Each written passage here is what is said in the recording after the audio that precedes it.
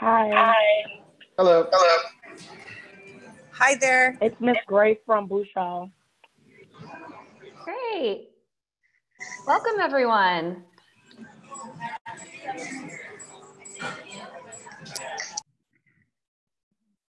All right, so I guess it's about time to get started. Welcome to our Teachers with Guts October call on facilitating problem solving. I am Melody Hageman. I am a computer science and science teacher in Las Cruces, New Mexico, and I'm happy to see a lot of familiar faces. And let's introduce, let's start with Josh, who's kind of co-facilitating this call. Josh, where'd you go? Hello, Still there? right here. Hello.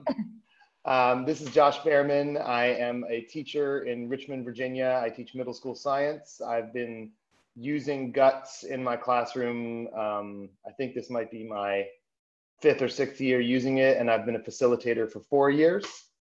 Yeah, and I'm happy to be here. Awesome. Let's take a minute and just go ahead and have everyone sort of introduce themselves. I think to make it easiest, I'll just kind of do a call and you can unmute yourself when you hear me say your name. So we'll go ahead and start with Sue. Sue Gibbs. Sue, you're still muted.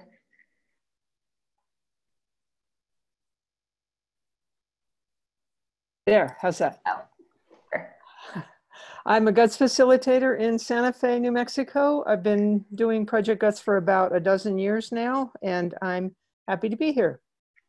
Awesome. Glad to have you, Sue. All right, Elena. I know some of you are not on video chat and might be unable to introduce yourselves, but Elena, hi, there you are. Hey, yeah, I'm Elena. What do we say? Elena, 7th grade science teacher. Yeah.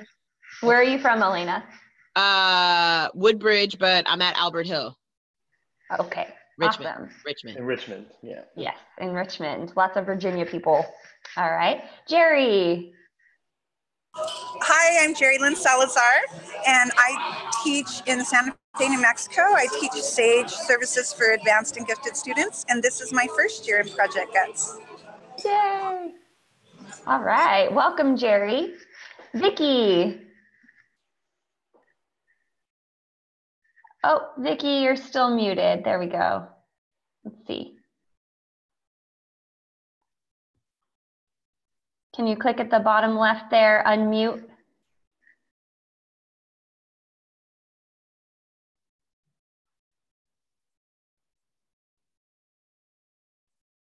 Nope. Okay, we'll come back to you, Vicki. Try to find the kind of green microphone thing and click on that. Oh, there you are. Yay. Yes. I'm from Richmond Public Schools. Glad to be here. Glad to have you. Good to see you again. Mm-hmm.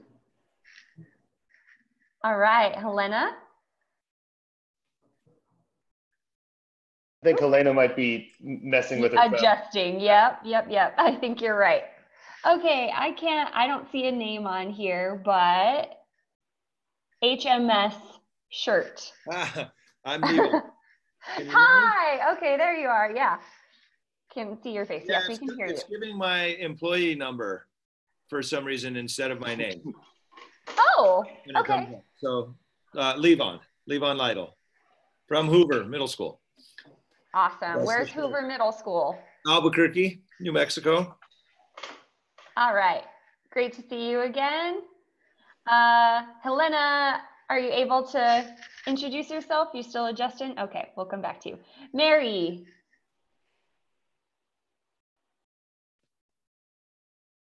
Oh. Yep, Mary just disappeared. Okay. And how about Miss Bentley? How about yes, Miss Bentley, our first joiner. Somewhere. Yeah, there you are. I am. Yeah, there you are. Why is it so dark? Angela Bentley. I'm at Henderson Middle School in Richmond. Awesome. Good to have you. Okay, at this point, if there's anyone who hasn't introduced themselves who is ready to do so, feel free to unmute yourself and give a little blurb about what you're doing and where you're from. Hi, I'm Star Gray. I teach 7th and 8th grade science at Bouchard Middle School in Richmond, Virginia.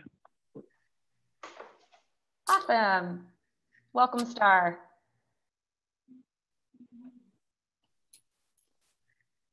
We've got another 804 number there. Who's that? 837. Hey, dear man. Hey, who's that? Is that Corey? Gray. That was Gray. Hey. Tell us all who you are.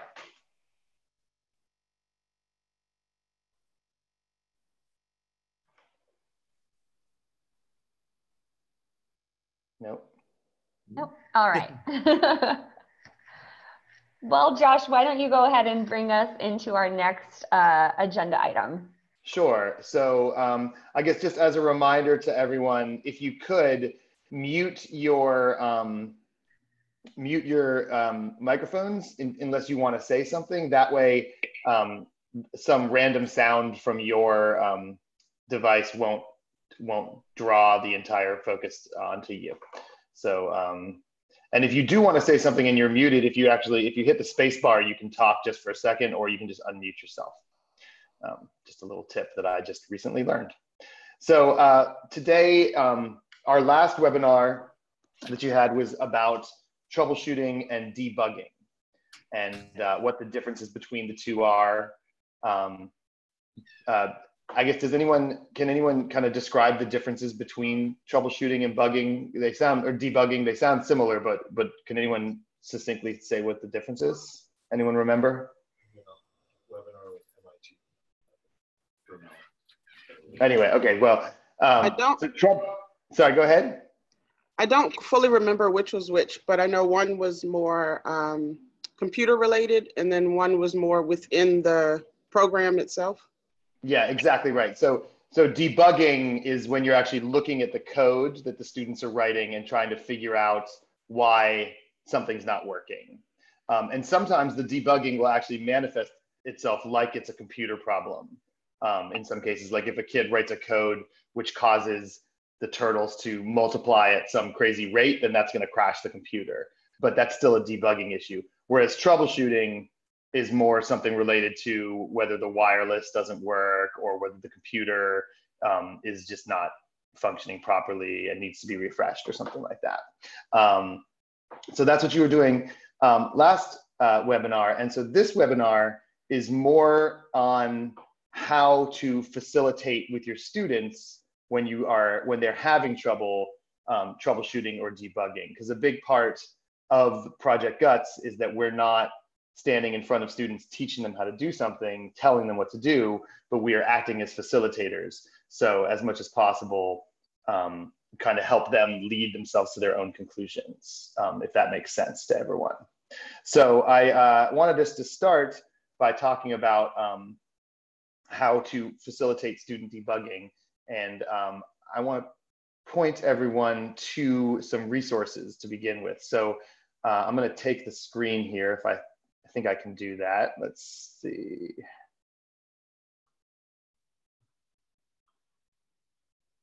Okay, can everyone see my screen now? This is in the way. Yes, I can see it.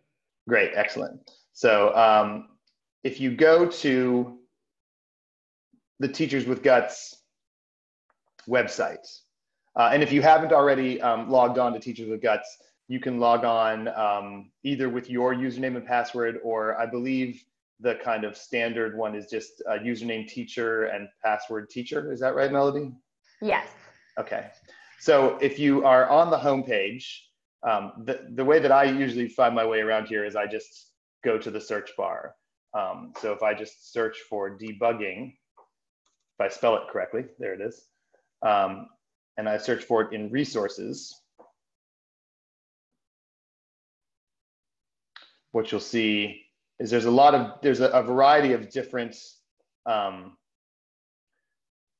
resources for teachers and for students in this. And the one that I want for you to check out is this facilitating student debugging and problem solving. which is a document that's very handy to have. All right, I don't really want to download it, but I will. So it opens up, and it looks like this. It's only 4 pages long.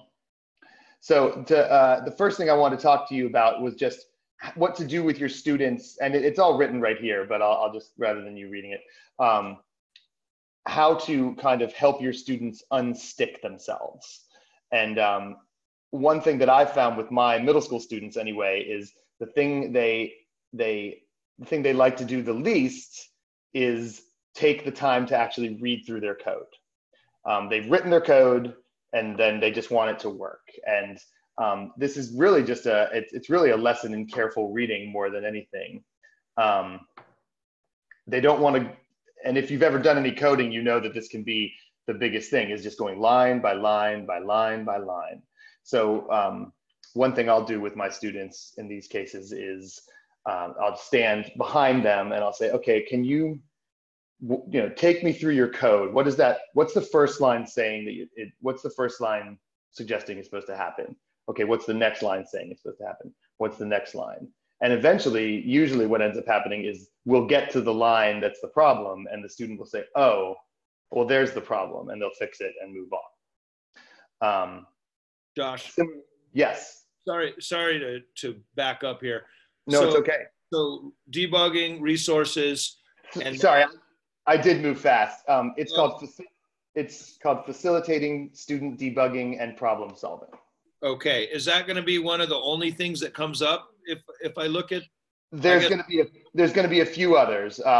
You'll see there's the debugging challenges, which is a great activity to do with your students. Okay. There's the debugging guide, which is actually just it's kind of a collection of the most common debugging problems. Right. And then what I'm looking at is this one here. Okay, cool. Got it. And I have my kids literally read it, and it should read like a sentence or a series of sentences that make sense to them. And often they read it and it says, something I like delete everyone. And then when they read it that way, they go, oh, that's what's happening. It's deleting everyone before or at the wrong place or something. So I definitely agree with having them just read it out like it's like literally like a sentence or a paragraph. All right. I like it when I have confirmation. So then the other there's, I think number 2 and 3 go together to a certain extent, where it's important for them to just have time to play with the code so they can kind of recognize what the different commands mean, what the different agents mean. So that way, when they make a mistake, they can say, well, I know this is supposed to do this. It's not doing it right now. Why is it not doing it right now? And then another great tool that I use is, personally, when I'm debugging my own coding, is looking for other people's code that's successful. So, Star Logo Nova has a huge library. Much of it is public. So you can find someone else's code who is successfully doing the thing that you want to do and look at what they did. If your school is like my school, this next one is kind of self-evident because we just don't have enough machines to actually have every kid working on their own computer anyway. So they all have to be in pairs. But the pair programming is really useful, having that model of the navigator and the driver, having 2 minds looking at it. I think it just helps them. It helps with the careful reading, if nothing else. And then this last one is another thing that my students don't want to do. And it goes along with the reading through the code, is if the answer is not there from step 1, many of them want to give up. So having the kind of the perseverance just to stick with it, keep trying different things, at some point something's going to work, and get that win is going to be crucial for them. Do those all make sense? Yeah, I just wanted to add to number 4, with working with someone else in pair programming, that line about asking a friend for a hint, not a solution, I think is one of the most difficult challenges we have as teachers, because it's really hard to teach students that getting the answer from someone isn't going to benefit them in any way. At the end of the day, their code will work, but they're not learning. And so I think the other examples of that help model it, as well as some of the strategies we use to kind of facilitate that growth mindset and that sense of play and curiosity that we encourage. But if anyone has tips for getting students to want hints and not the answer, please share them with us. All right. One last thing is I just from personal experience, I've had, because you'll always have those high flying kids who just rock the code and are better at it than you are. And I've often enabled them to be my kind of teaching assistants. But one thing you have to do with them is, because they also don't want to take the time to hint. They just want to get the other kid to the answer. So without a little bit of coaching on how to do it, they will also just step up, take over the computer for their friend and fix the changes. And then nobody really learns anything. But they can be useful kids can be very useful for this if they're kind of coached properly on how to give hints. Mm-hmm. All right, Josh, can you scroll down a little bit in that document? And yeah. I think we're all pretty familiar with these kind of pedagogical practices for facilitating problem solving, pair programming, like you mentioned. Some of us just have to do by default, but it does really help facilitate that conversation. And then of course we have our famous cup system at number 2 there. And I've seen teachers use different materials to do the same thing. So they might have little flags or Post-its on the laptop. And then teaching kids how to appropriately ask for and receive help is another big thing. So like it said before, asking for a hint, not a solution. And one thing that I found is really helpful is to make sure that students kind of, when they're helping their peers, model the same behaviors that I do. So they can stand behind the computer, or there are some questions that can help you as well. So how do you know you have a problem? And just getting them to define that and the scope of the problem a little bit more. So those 4 questions are really useful that you see in number 3 there. Where do you think the problem is in your code? And various other things to help them isolate it. Did you want to add anything to that, Josh? Yeah, I mean, just drilling down a little more on the one that says, what is the model or program supposed to do? I always, you know, when we're going line by line, I'll definitely ask them, you know, what does that command mean? You know, or even if they're looking for a command and they can't find it, I say, okay, well, which of the drawers has that kind of command? You know, because what you want to build in these students with SL Nova is that familiarity with the different drawers being for a different type of commands or a different action anyway. So without ever saying this is to do this or this is to do this, I only basically ask questions like those with my students. Much to their frustration.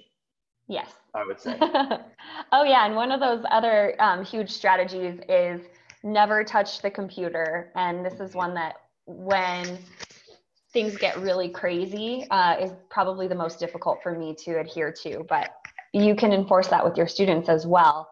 You know, your helpers who are giving hints. At very least, it might not be possible for you to monitor if they're verbally giving the solution, but you can monitor if they're taking over the keyboard. So that's an important one. They don't touch the hardware. Helping is not taking over. Right, and so down here are just some kind of good strategies for teachers, like when you're circulating your classroom. And again, I don't want to just read these aloud to you, but basically, like Melody just said, you know, don't ever touch the student's computer. Make sure they're always doing the work. And with that, it's a good idea to not even look at their computer screen with them. If you stand on the other side of the computer screen with them and ask them to describe what the problem is, what the code is, oftentimes them going through the description of it is enough for them to realize where their problem is, because then they actually have to take the time to look at it. And then along with that, and this is easy if you have a big class of students because you're gonna have a lot of kids who want help, but don't really ever stay at one student's computer for very long. You know, if they're having one problem, kind of put them on the track for that one problem and then move on. They might have multiple problems, but as much as possible, it's a bit about self-discovery. You know, the whole you know, ask three and then me kind of mentality of it, where you want them to solve their own problems. You don't want to be solving their problems for them. So get them on a pathway towards fixing their problem and say, I'll be back. And if you, like it says here, if you have the cups, you can put a yellow cup out, which will signal to you to come back around a little bit to make sure that they fix their problem, or try to anyway. And some of these questions are really crucial, like this one especially. I think I can circle it or something. How do you know if you have a problem, right? Just having students, just having them actually say how they know oftentimes is enough, because usually they'll just, they'll say, it's not working. And I say, okay, well, what's not working? Where does it fall apart? How can you tell it's not working? Because otherwise they'll just stop at it's not working and then expect you to come along and fix the problem. And then, you know, just kind of reminding them of all the steps that they should know in terms of clicking run code. That's almost always problem number one, is a student will write a code, forget to click run code, and so of course it's not going to work. Making sure there's not blank boxes, things like that. All of these kind of first level things, which if you've done the first module with them, they should at least know they're supposed to do. Mel, did you have anything to add to that? No, I think that you hit everything on the head there. Excellent. All right. And I think is that the end of our first little section here? Yeah. Okay. Good stop in place. All right. Any questions or experiences at this point from any of our teachers? Yeah, do you all have strategies that you'd like to share for facilitating problem solving with your students? No, I would just add that it is a challenge, especially when I feel like I'm under a time crunch to not want to give them the solution. That is a real challenge, and I agree. I have some expert students in the room that want to go around and help people, and I should teach them more about being patient and asking questions, because it really does benefit the students for them to go through this. But inherently, sometimes instinctively, I just want to get them to the solution, and so do the students that are helping. So it is a challenge. It's something that I need to be more mindful of when I do. I'm going to do module 4 coming up in about a month. I've just finished module 1, but it is something that I'm going to have to be a little more disciplined about. I'm happy that my students made it through module 1, but I'll be the first to admit that I didn't only ask questions. You know, sometimes I did give solutions, and you know, it's just a hard thing to be disciplined about. You might find that during the modules that actually are modeling a process that your students know, that they'll be a little more interested in trying to make it work themselves, as if they have something that they are expecting to find and they don't find it, as opposed to the ones where maybe they're going into it not even knowing what they're supposed to be expecting. But I hope so. I hope so with experience that it'll be easier for them and easier for me to let them kind of lead themselves through it. Anyone else?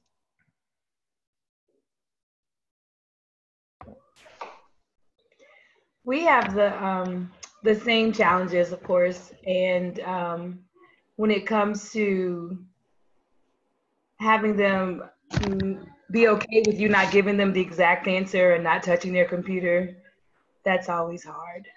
And I agree. And I think the kids helping them are, they're more likely to touch the computers than we are. And I don't know why, but everybody wants to get to the solution right away because they know how to do it. Yeah. Yeah. They're very impatient teachers. Students are. They don't really want to be teachers. They just want to get. They're all about the end, not about the means at all. So. I think they also want to be, the hero to help their friend. Right. They want to have their friend look at them like, oh, really, you helped me so much. So, there's that aspect of it too. I think at times giving them the answer was a bit more frustrating for them than not having the answer, because then they saw how it worked. They clicked on everything and then they were like, but it still doesn't work. So sometimes I was more hesitant to give them the answers than not give them the answer, because especially for my kids that have severe disabilities, they were like, but Ms. Me can do it, why can't I? And so letting them just click on stuff was more rewarding for them if just something popped up, especially on the initial ones. Yeah, that's a great point. When we give them an answer, we're kind of robbing them of the opportunity to solve it themselves and that ownership that they have. And the frustration piece is something we don't think about. So excellent points, everyone. Thank you guys for sharing. And if you think of anything else as we're doing these activities, please don't hesitate to pop in and share your thoughts as well. Are we ready to do our challenges, Josh? Okay, awesome. Am I on the first one or is that you? Let's see. Okay. All right. So you all should be on Teachers with Guts, and Josh is there for you. He's demonstrated. So if you copy him and click on practice where those two turtles are with the magenta background, that's going to take you to our practice exercises. And you do have to be logged in to contribute to these. Again, if your password and username aren't working or you don't remember them, just use teacher. Okay. Okay, Melody, could you Yes. help me to see both screens at once? I only see you guys, and I can't see my Teachers with Guts. I'm logged in, but it's a different window for me. So is it?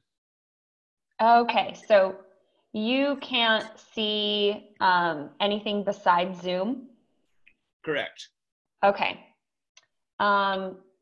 Let me see. Okay, well, never mind. I think I might have fixed it. Wonderful. Okay, that's ideal.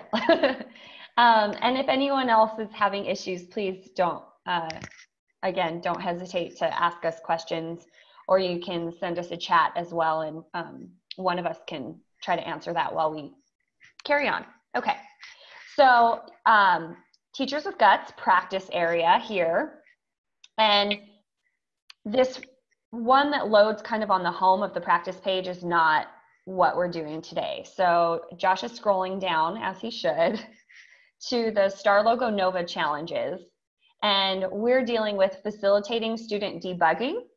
So we're going to start with facilitating student debugging challenge number 1.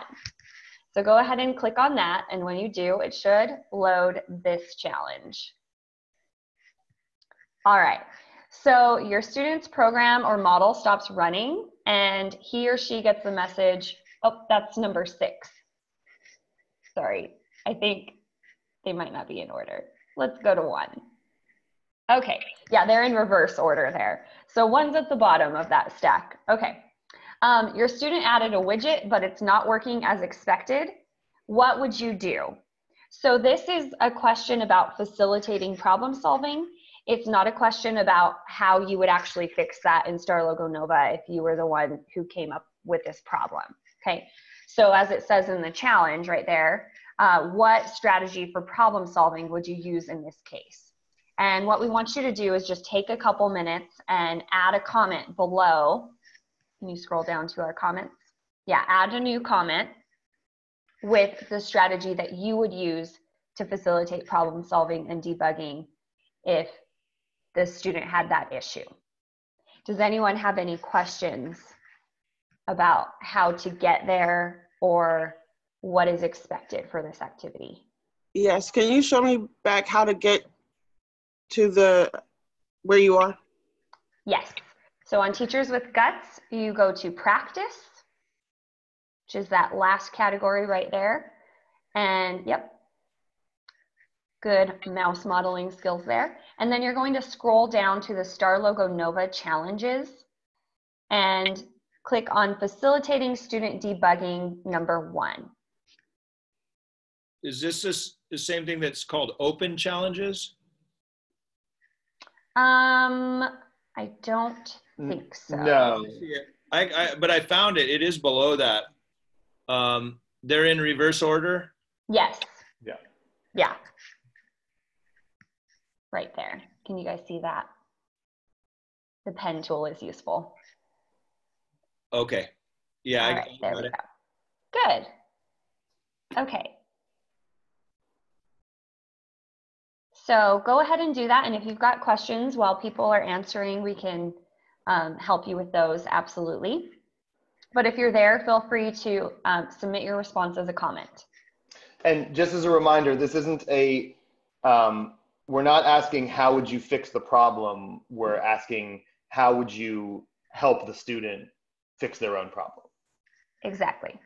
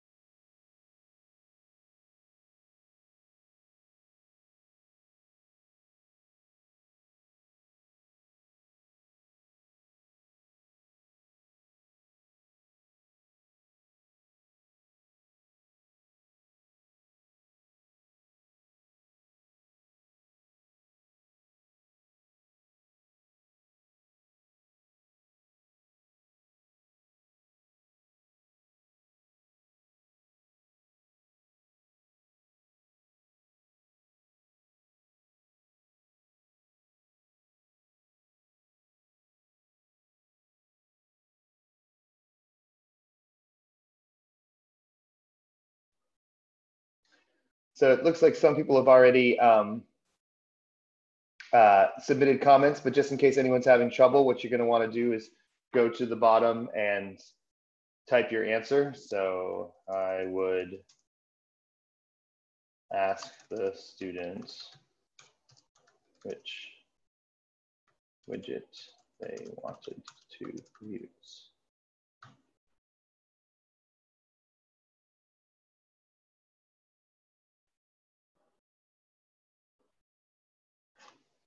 And then save it.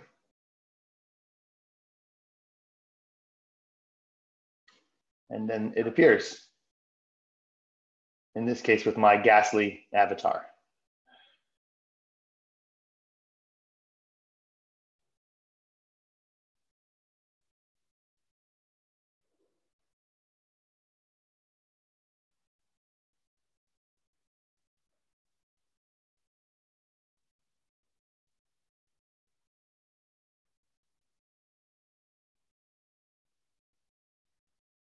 Is anyone having trouble submitting a comment?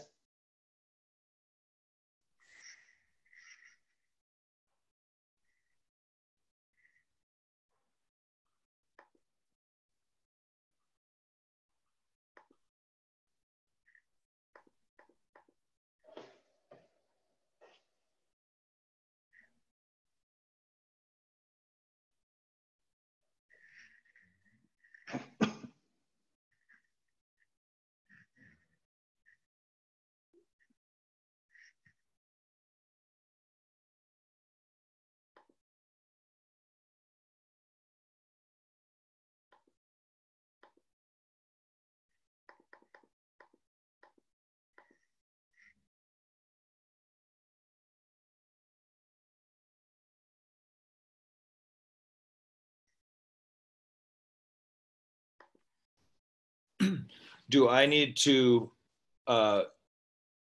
put my name at the end of the comment, or it'll automatically know that it's my comment? If you're logged in, it should know that it's your comment. That's a good point. I'm glad that you said that. If you're logged in as teacher, please put your name in the comments so we know who contributed, because that's just kind of the generic Guts account. But if you are logged in as yourself, like you have your usernames up here. Okay, and when I hit save, that's what submits it? Yes. Okay.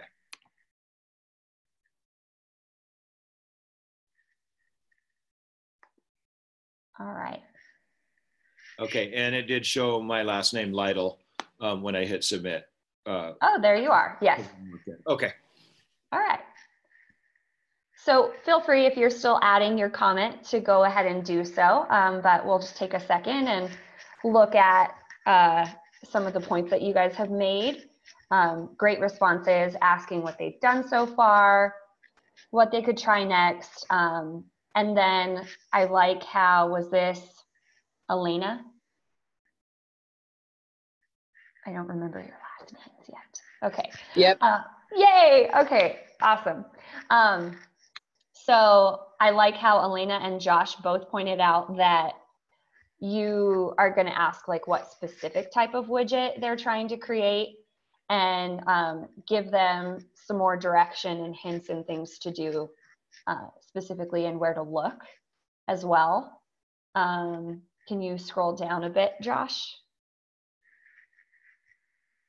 Yep, and along those same lines. So, and this is a great resource you can come back to, because we don't expect you to memorize everyone's responses to this, but if what you would try doesn't necessarily work, we can look back here and see what other people suggested and try those as well. All right, so should we move on to number 2? Yeah, let's do it. Okay, so once again, they're in opposite order. So I'm gonna go back up to facilitating student debugging, and I'm gonna click on number 2. So your student gets a red run code, your student gets a red run code button. How will you support this student? So you can kind of see the scenario right here. And I believe in the last webinar, you talked about kind of what that red code, what the run code button means when it's red. And that it is a debugging issue, not a troubleshooting issue. So it is definitely a problem with their code. So please take a few minutes and add your comments below as to how you might help this student.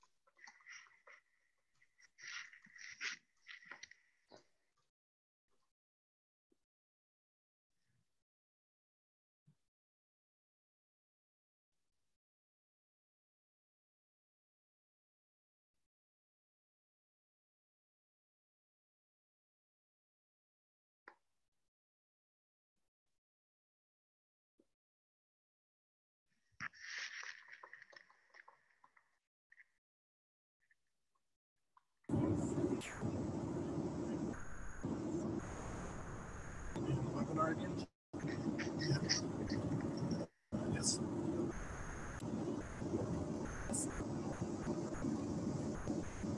Turn it up if you have it here.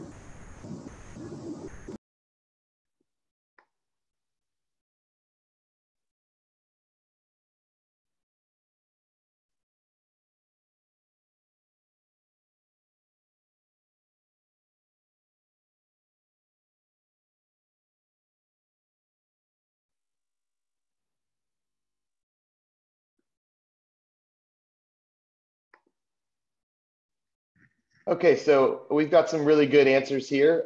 Please keep submitting if you are submitting, but I just want to go through some of what people have said, and everybody's kind of drilling down on the same basic strategy here. So, ask them, do they have everything connected? Yeah, and all the drop-down boxes have words in them, right? That was Elena. And look at their code, make sure there's not anything missing. I like this one especially here by this. That's me. Okay. Yeah, what types of, because this is probably not the first time they've seen a red run code. And then, so what kind of things could make it happen? Do you see any of those things in there? If they can't, it's a great idea, what Melody said here, to have the debugging guide available to them in a Google Drive if you have it, or in whatever format you share things with students, even old-timey paper. Mm-hmm. And then walk away for a second. And then like Ms. Wilson said here, just have them read through their code. That's the number one thing they can do. Read through it, read through it, read through it. What's wrong, what's missing, what's added, and also, make sure they, for a last resort, especially for those students who just have kind of errant pieces of code sitting off to the side that aren't actually part of their code, you can say, well, what's that for? What's that saying? And oftentimes they'll say, oh, that doesn't need to be there. They'll delete that from the page, and then it'll be all ready to go. Does anyone else have any other good ideas for this particular challenge? The plus side about this challenge is that the students are recognizing that they have to hit run code. Mm-hmm. And a great part of this is the new Star Logo Nova, as for me anyway, is that the run code does turn red when something's wrong. In the old model, it didn't, but it's nice how this kind of signals to students that there's some problem. It doesn't highlight exactly what the problem is, but it lets them know they're on the right track, but something is amiss. Exactly. All right, let's do problem number 3.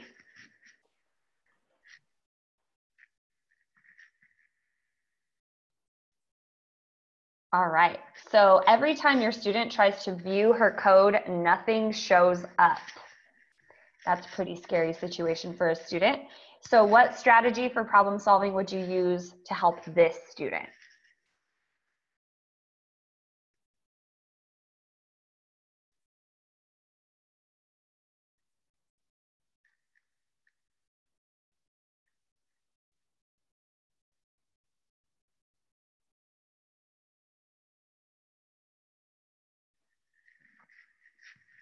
Go ahead and add your comments, and you can't steal Josh's. Sorry about that, folks. I just get so excited to answer sometimes. I know, me too.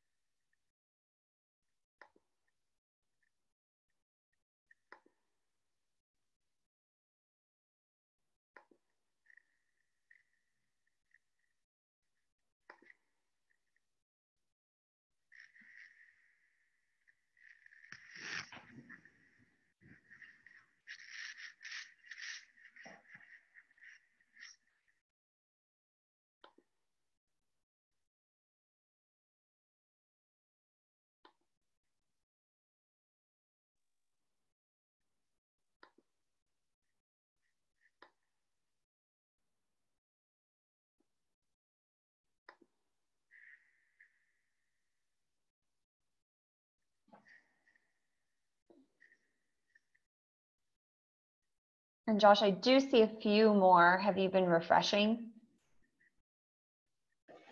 Sorry. Here we go. Oh, that's okay. Okay. Yeah, and this one, I would say this is a tricky one because it really could be a lot of different things. So it could be a debugging issue or a troubleshooting issue, but I like these responses, like, where should your code show up? Maybe they're just looking at the world and they haven't scrolled down far enough. Or as was pointed out here, did you press the view code button? And some of these are a little more specific, like for this problem, you're gonna kind of probably direct them a little more than just, oh, read your code out loud to me. So one of the things that I said is you can try to remind them like some strategies for when things aren't working properly, your generic refresh the page, stuff like that, and then leave a yellow cup and come back, because it's quite possible, like I said, this could be a troubleshooting issue. But I like this response as well. Did they delete everyone and delete terrain? Where is that in the code? If they're talking about like there's no code or there's no agents, and kind of asking clarifying questions along those lines as well as asking them if they're in the right tab, because it can be confusing as to what goes where, and if they click on one and they thought they were still in the other one, and there's no code there. So that's a really good point. It could also be if it's a brand new, if they're just opening a new module, it could be that they haven't remixed it yet, so therefore they don't even have the option to see the code. Yeah. Where the code is normally located in comparison to Spaceland and view code option. Yeah, so you guys are showing some awesome Star Logo Nova proficiency in knowing all of those things, and I'm really impressed with that. And oh, I like the point of ask them to show me what they've tried so far. So because if they have already refreshed the page and clicked view code, that's going to help you narrow down the problem a lot more as well. So that was a really, really good point, Phyllis. Kudos to everyone for your awesome responses on this. All right, shall we move on? Yes. Okay, number 4, I think, is where we are now.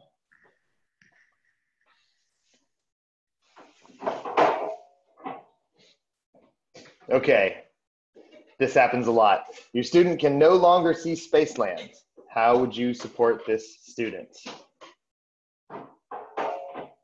This happens pretty frequently, in my experience.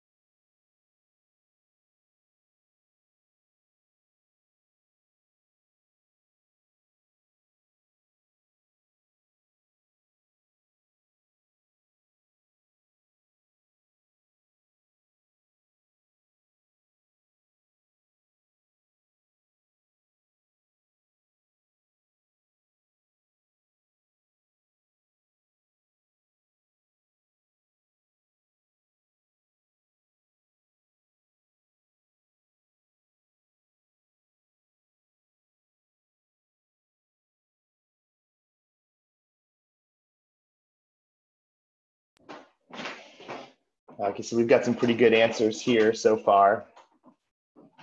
Refreshing the page is always a good way if someone's kind of scrolling and things like that have taken them to a place where they don't know what's happened.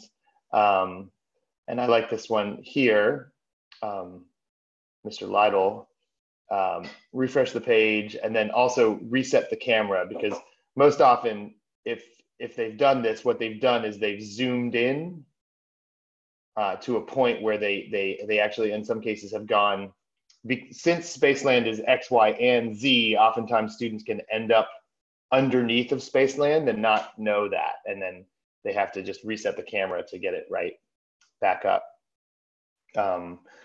But sometimes minimizing and then maximizing the page also helps to find it. And then as Melody just said, yeah, what have you done so far? You know, how did you end up where you are? Have them talk through the process that led them to having a blank Spaceland. And one thing I'll add to that is we know that it's probably a reset camera solution, but for facilitating student problem solving and helping them gain that ownership and also kind of take control, finding a way to direct them and say, okay, there's something on the screen that'll like, and I might even use the word reset, but not camera, like reset your Spaceland for you. What do you think that might be? And then leave them. That gives them permission to try things, and then they'll probably stumble upon that reset camera button on their own. Because I think a lot of times they're afraid to mess with those widgets and interface buttons that they're not as familiar with. Yeah, and just in general, I think that that's a really good strategy, both for certainly for our students as well as for adult students, is that you're not going to blow up the world by pushing some buttons. Mm-hmm. And so having them kind of get a sense of ease with experimenting like that, because you can kind of always reverse the steps you took. Yeah. All right, we've got 2 more challenges here that we want to get through and kind of honor your time. So we're going to go fairly quickly, but let's go ahead and jump into number 5. So number 5 wants to add a feature that you're unfamiliar with. This will happen a lot, probably already happened to most of you. How will you support this student?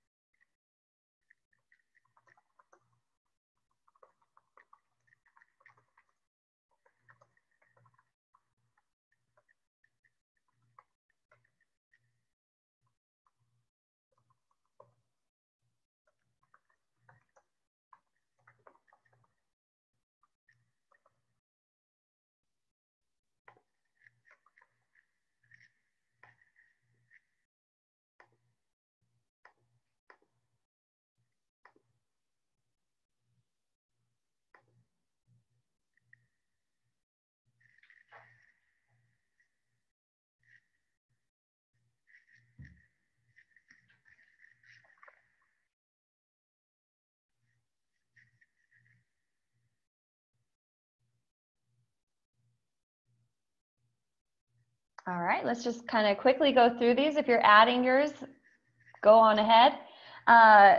Try it and teach me how it works. So that's great, because then you're going to learn a new thing. Ask them what drawer it's from and kind of direct them to, again, those drawers have a purpose. So if they're in the logic drawer or in the math drawer, they're probably going to be doing stuff from there. I said I would refer them to the cookbook. We do have Star Logo Nova resources like the cookbook. We even have a YouTube channel if your school has access and you're comfortable with that. Some of the more advanced students might run with it. But on our Teachers with Guts page, you can find a lot of resources like the cookbook and other guides that teachers have written up for doing particular things, telling me what they want the code to do, and just helping them verbalize and plan it out. I like, Josh, your comment, wow, I don't know how to use that. So admitting you don't know, and that's okay. And asking them to find examples from another person's code where that block is being used. It's okay to use other people's code or look at that as long as you're taking it and kind of manipulating it for your own purposes, because that helps you understand versus just copying someone else's project. Very great responses.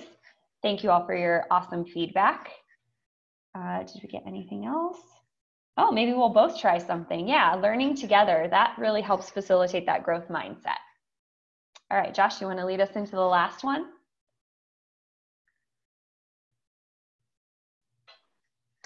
Okay, final one. So your student's program, your model stops running and they get the message saying page unresponsive. How would you support this student? And this is one of those examples of something that looks like it might be a troubleshooting problem, but is not actually. This is a problem with their code that is causing the computer to give them this message.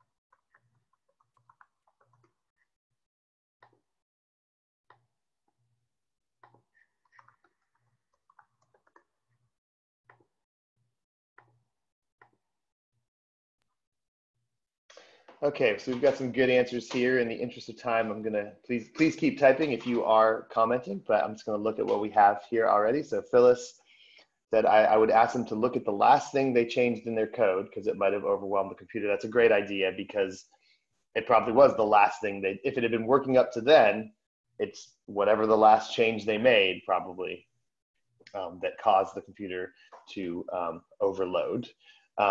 Melody hits it a little more on the nose. If you recall, I think you talked about this in the last webinar.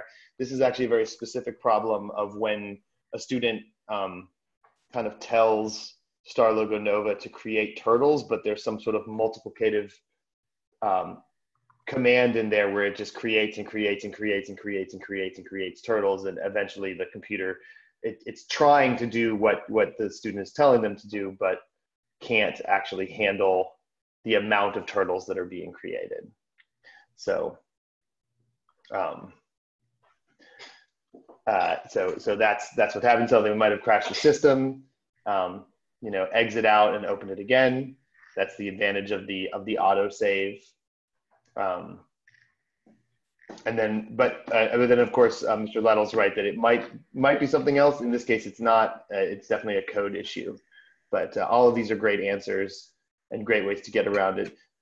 You might find this is the kind of problem where you do have to be a little more instructive with them than facilitative in order to get them to figure out why it did that. Because I think many of my students personally, given the kind of high-level video games they play, don't understand why the computer can't just make an infinite amount of turtles.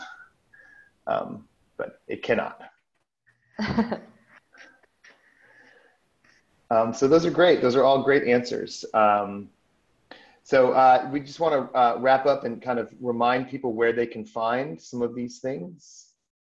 And before you leave there, in the next couple days or so, Irene is going to move these challenges down from the current challenges to where it says previous challenges.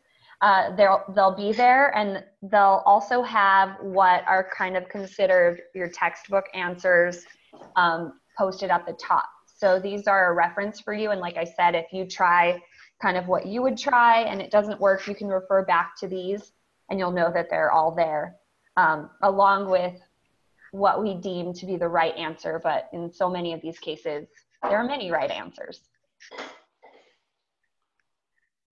Cool. Melody, do you actually, do you want to steal the screen for this last bit? Because I think you know better where to find some of this stuff than I do. Okay, I will try. Yeah, let me grab that from you. I think I have to stop sharing. Yes. Okay. Okay. Yeah. All right, and then I just share my screen, my whole screen. Okay. So here we are on Teachers with Guts. You guys have been in the practice area, and oh, this little. Okay. So I like to search by problem solving, or you can search by debugging, and it's really useful to narrow it down to resources. Otherwise, it'll pop up with anyone who says that they're good at debugging, and it'll be really hard to find your resources. So debugging, Josh already showed us how to get here, and we have a link to that guide for debugging strategies. It's good for teachers and facilitators, it says, but then there's a debugging guide that is particularly good for students. We also have that facilitating student debugging and problem solving, which is something that I kind of have printed out on my desk and I look at even if I don't adhere to it all the time. There are videos for problem solving, and I felt like they popped up before. So let me try a few other things.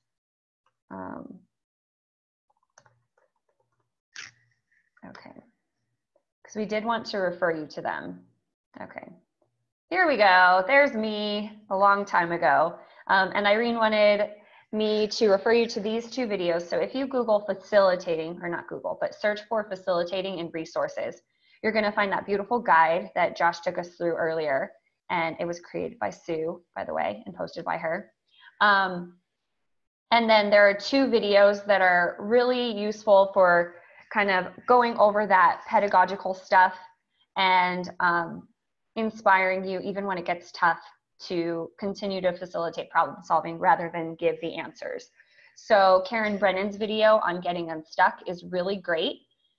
You could show this to students or you could just use the strategies yourself, but there's a lot of research-based strategies in there that help students when they're stuck kind of find their own resources and take ownership and learn those or solve those problems themselves.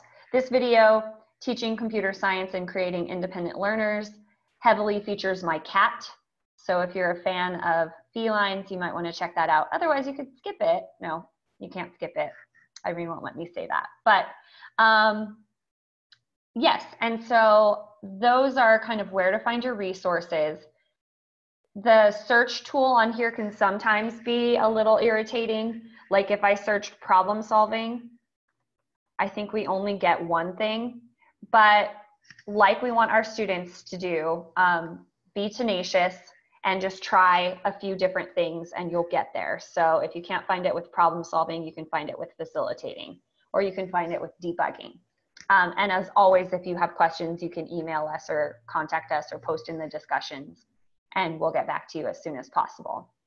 I'm going to stop sharing, and now it's back to our faces. I think for this next part, unless anyone has anything they want to add, if you have questions, you're welcome to stick around, and Josh and I and whoever else wants to engage with all of those questions will happily answer them. But otherwise, you're free to go. Josh, anything to add before they take off? No, I think we pretty much covered it. Thank you, everyone, for taking a little bit of your Saturday. Yes, and thank you for your amazing participation. It was great. Thank you, guys. Thank you. You're welcome. Have a good day. Thanks, you too. Thanks.